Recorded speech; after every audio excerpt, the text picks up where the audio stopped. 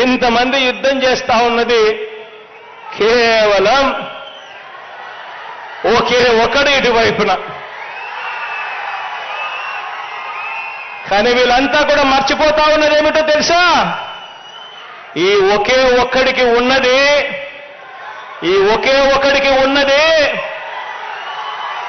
ఇంత పెద్ద సైన్యం ఉంది అని చెప్పి వీళ్ళంతా కూడా మర్చిపోతా ఉన్నారు. పైన దేవుడి దయను మీ బిడ్డ నమ్ముకుంటాడు.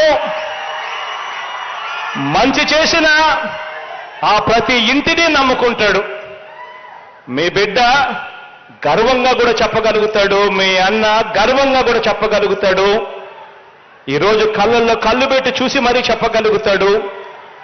మీ ఇంట్లో మంచి జరిగి ఉంటే మీ బిడ్డకు మీరే సైనికులుగా ముందుకు రండి అని చెప్పి మీ బిడ్డ పిలుపునివ్వగలుగుతాడు. ఈ చిత్తశుద్ధి, ఈ నిబద్ధత ఈ రాజకీయ చరిత్రలో ఏ ఒక్క రాజకీయ నాయకుడికైనా ఉందా? చెప్పగలడా? ఇలా నేను అడుగుతా ఉన్నాను.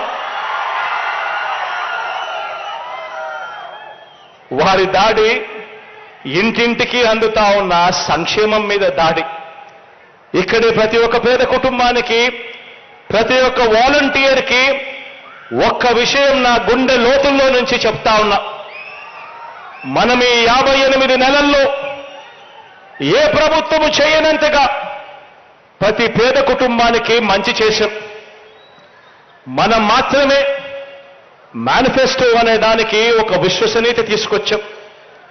మనం మాత్రమే మేనిఫెస్టోను ఒక బైబిల్గా భావించి, ఒక ఖురాన్గా భావించి, ఒక భగవద్గీతగా భావించి ఏకంగా 99% హామీలను అమలు చేసి ఆ మేనిఫెస్టో తీసుకొని పోయి ప్రజల ఇంటికి వెళ్ళి ఆ అక్క చెల్లెమ్మలకు, ఆ అన్నదమ్ములకు, ఆ అవ్వాతాతలకు, ఆ రైతన్నలకు ఆ మేనిఫెస్టో చూపించి మీరే చూడండి, మీరే టిక్కు పెట్టండి, మీ బిడ్డ ప్రభుత్వం మంచి చేసిందా లేదా అని మీరే నిర్ధారించండి అని చెప్పి నిబద్ధత ఉన్న ఏకైక పార్టీ, ఏకైక నాయకుడు, ఏకైక ప్రభుత్వం మీ అన్న ప్రభుత్వం అని చెప్పడానికి గర్వపడతా ఉన్నా. మనం మాత్రమే గ్రామ స్వరాజ్యానికి అర్థం చెప్పాం. మనం మాత్రమే పేదలకు సొంత ఇంటిని ఒక కలగా కాకుండా ఒక హక్కుగా అమలు చేసేలా అడుగులు వేశాం. ఇవన్నీ మనం చేశాం, మనసు పెట్టి చేశాం, మనసుతో చేశాం.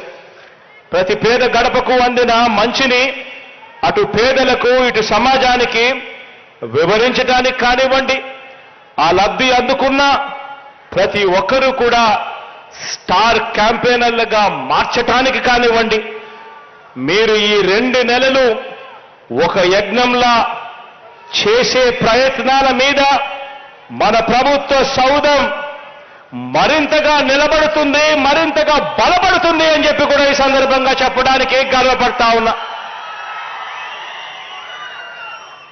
కాబట్టి ఈరోజు మిమ్మల్ని చూస్తే చంద్రబాబు నాయుడు గుండెల్లో రైళ్లు పరిగెడతాయి.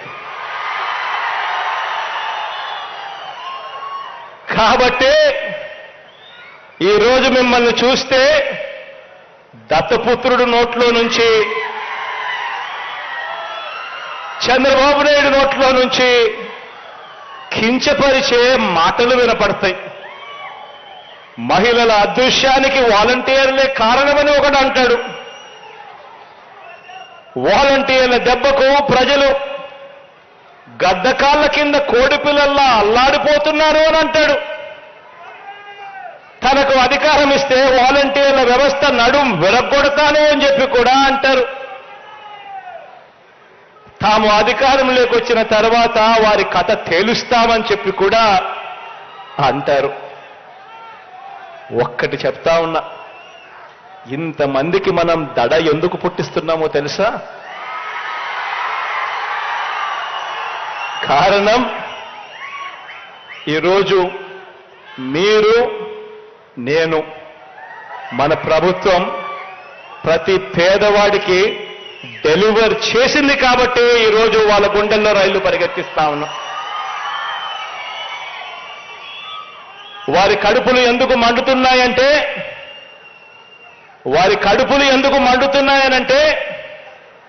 వారి కడుపులు గతంలో మాదిరిగా నిండటం లేదు కాబట్టి.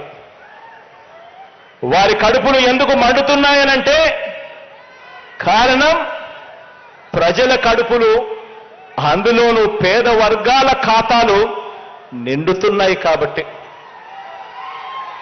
వారి కడుపులు ఎందుకు మండుతున్నాయనంటే కారణం వారిది నీటితో తీరే దాహం కాదు, వారిది అన్నం కోసం ఆకలి కాదు, వారిది అధికార దాహం. వారికి కడుపు నుంచి నింపేది కేవలం అవినీతి ఆకలి మాత్రమే వాళ్ళ కడుపు నిండుతుంది. ఈరోజు మీ అందరితో కూడా నేను చెప్తా ఉన్నా, ఇలాంటి వృక్షాలు ఉన్న వ్యవస్థలతో మనం యుద్ధం చేస్తా ఉన్నాం. ఈరోజు మన ప్రభుత్వానికి వాళ్ళ మాదిరిగా రకరకాల పేపర్లు, రకరకాల టీవీల మద్దతు మన ప్రభుత్వానికి లేదు. వాళ్ళ మాదిరిగా ఓ దత్తపుత్రుడు తోడు మన ప్రభుత్వానికి లేదు.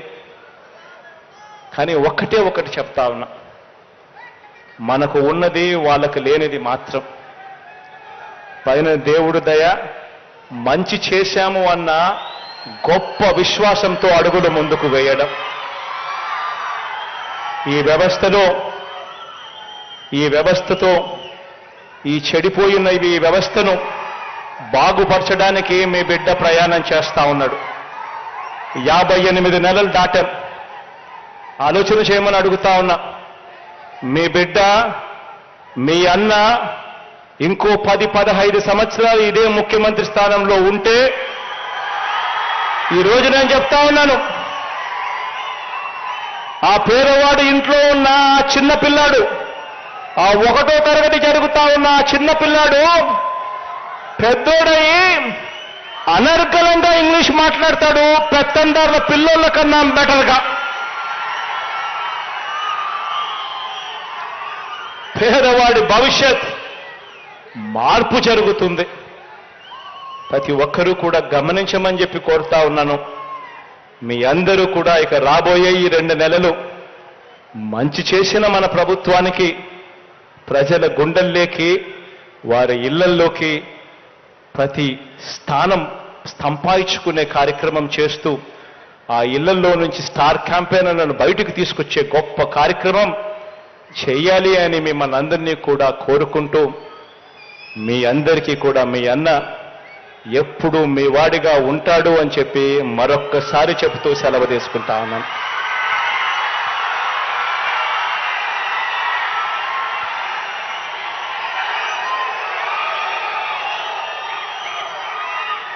నా చెల్లెమ్మ సుచరిత కాసేపటి కిందట మాట్లాడుతూ తాను అనింది, అన్నా ఈ రాజధాని ప్రాంతంలో తాడికొండ, మంగళగిరి ప్రాంతంలో దాదాపుగా 17,000 కుటుంబాలు, జాబ్లెస్ కుటుంబాలు ఇక్కడ రాజధాని రావడం వల్లనో ఇంకొకటో కారణం వల్లనో అదో ఇదో చెప్పి వాళ్లకు సంబంధించిన ఉపాధి కోల్పోయిన పరిస్థితిలో ఉన్నారు. అప్పట్లో రాష్ట్ర వ్యాప్తంగా 1000 రూపాయలు పెన్షన్ ఇస్తా ఉన్న రోజుల్లో అప్పట్లో ఈ ఉపాధి కోల్పోయిన వాళ్లకు 2,500 మాత్రం ఇచ్చే కార్యక్రమం జరుగుతూ ఉంది. కానీ దేవుడి దయ వల్ల మంచి మనసుతో మీరు రాష్ట్ర వ్యాప్తంగా ఈరోజు పెన్షన్ను 3,000 రూపాయలకు పెంచారు.